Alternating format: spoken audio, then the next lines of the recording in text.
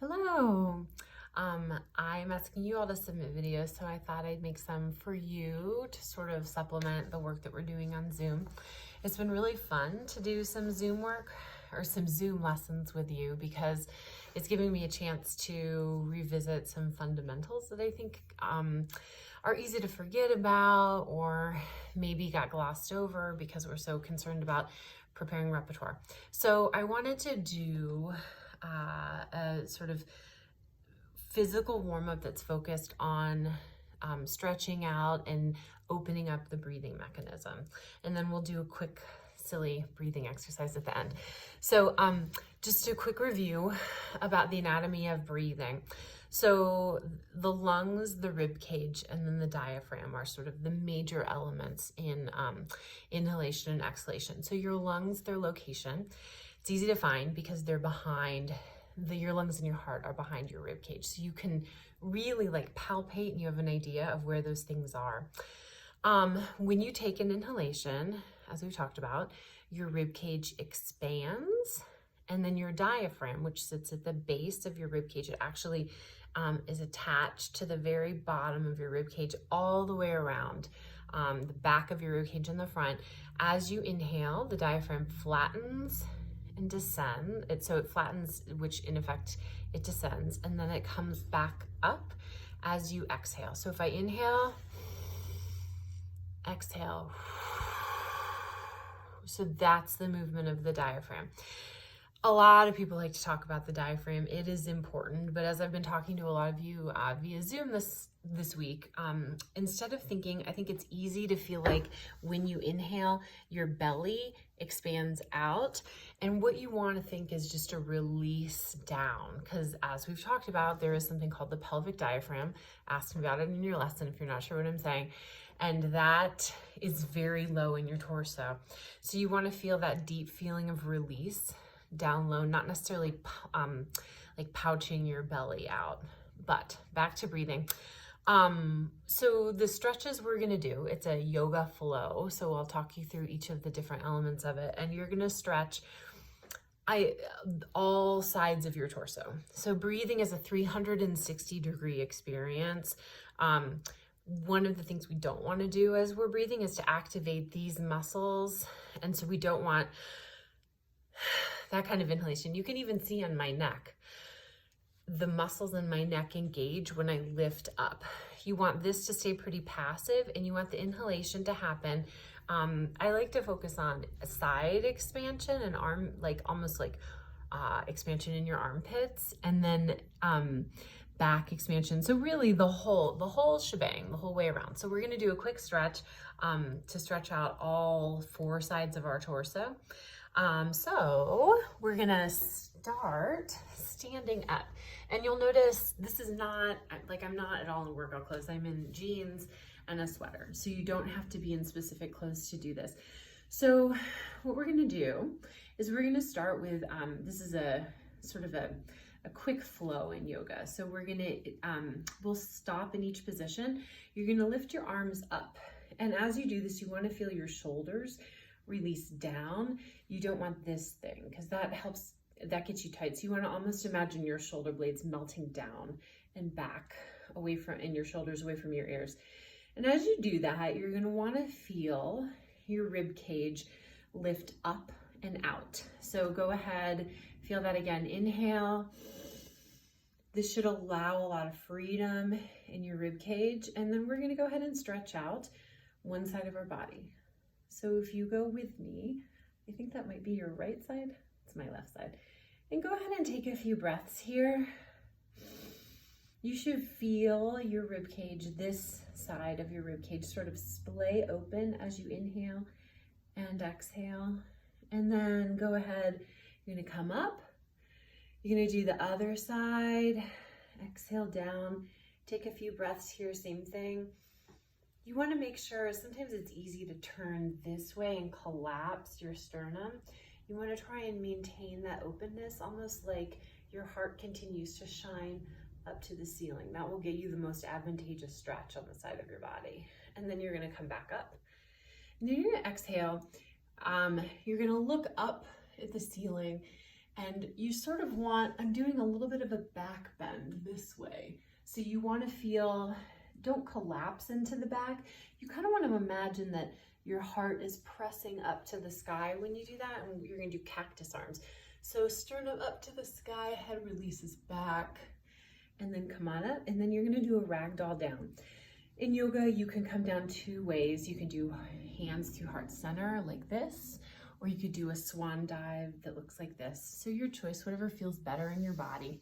Now, when you come down, the trick is to hinge from your hips. It's really easy. We're used to bending at the waist, which is actually, fun fact, not an actual body part. A waist doesn't exist. A waist is on pants, but not on your body. So anyways, you want to hinge at your hips. And when you go down, you want flat back. So it helps, I think, if you keep your eyes focused in front of you as you go down. So you'll notice when I'm here, hopefully if someone put like a hot cup of coffee on my back, it would not spill. And then from there, I'm gonna relax down. And I'm not gonna do that because I don't want you to stare at my back and the back of my head. But as you're down there, go ahead and enjoy the fact that gravity is reversed on your body. We're used to gravity pressing this way. So when you hang upside down like this, it's also helpful. Nod your head yes, nod your head no. That'll make sure that you are released in your neck and your head area. And then from here, I don't know if you can see me. I guess we'll find out. So you're gonna come down, and then you're going to make a ball with your body. You can sort of see me, good. So here, I'll move it down so you can see what I'm doing.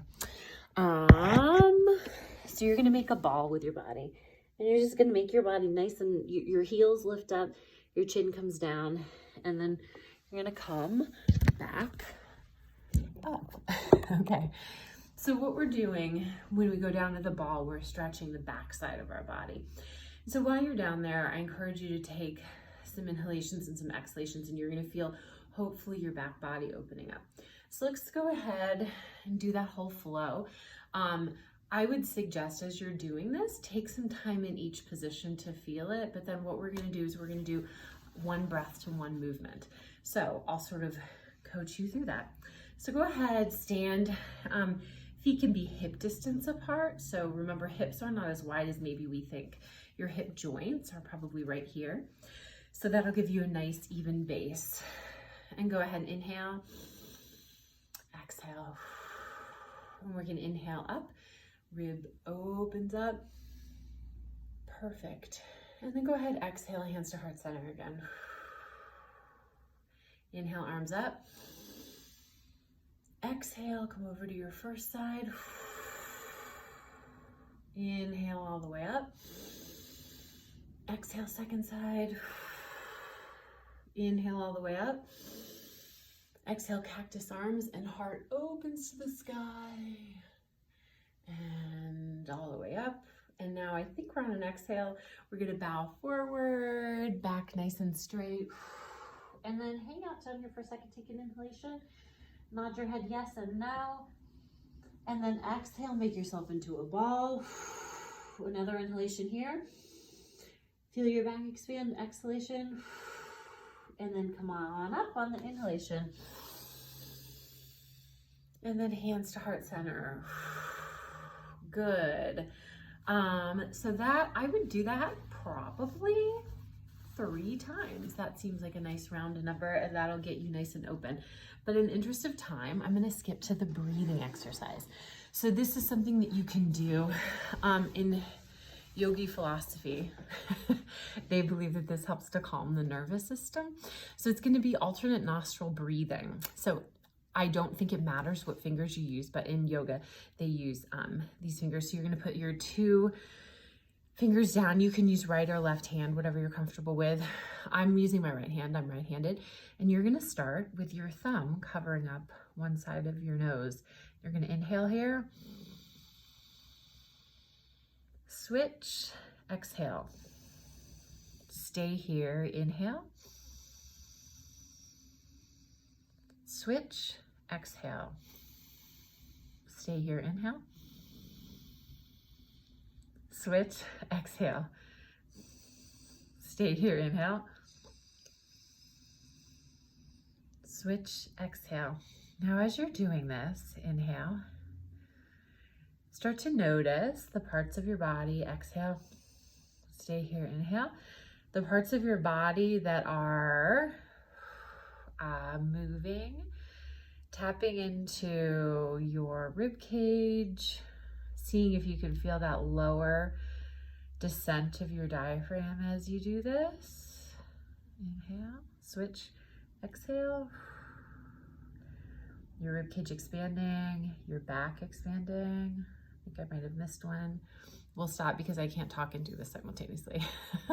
But there you go. So it's a quick breathing exercise. As you may have heard, I'm like slightly stuffy on one side. So if you are stuffy, don't do that because you might not be able to breathe on one side of your nose. But I'll tell you what, if you are stuffy, if you're having some congestion, doing that little flow where you go up and down, especially if you do it a few times, sometimes I feel like that rattles things around and changes them. So that's a quick little physical exercise and breathing exercise that you can do.